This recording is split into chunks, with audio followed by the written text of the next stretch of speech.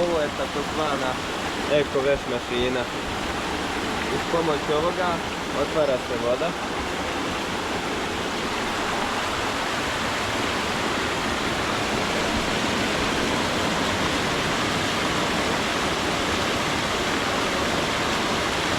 Služi za pranje samo tih većih stvari, kao što su kremčici, organi, biljci.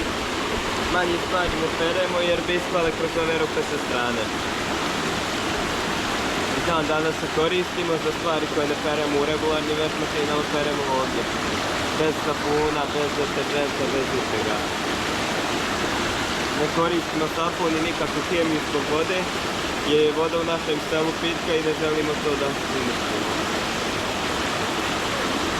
Drva je napravljena preko 300 godina, a pošto je drveta i pošto stoji u vodi vršimo rekonstrukciju svaki 15-20 godina. Njezno pravo ime je Bučnica, dobila ime po bučnini koju pravi, a sad u ovo novije vrijeme je eko mašina. Otprilike vremena za pranje treba 15-20 minuta, nikad više od pola sata jer je jak pritisak vode da se ne bi raspalo to što se pere. Naperemo te manje stvari jer bi ispolađe ove rupe sa strane, a te rupe sa strane služe za protok viška vode vanje.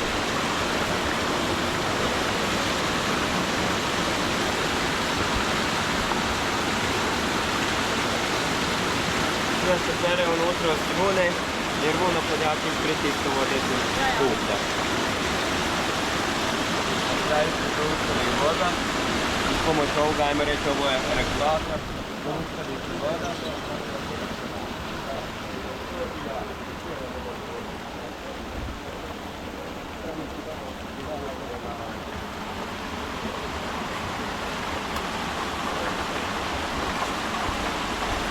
Pošto je to sve teško, kad se natopi vodom, prvo ga tu ostavimo da se okapa, pa onda na ove štrikove sa strane, nema već koja tijela dioka.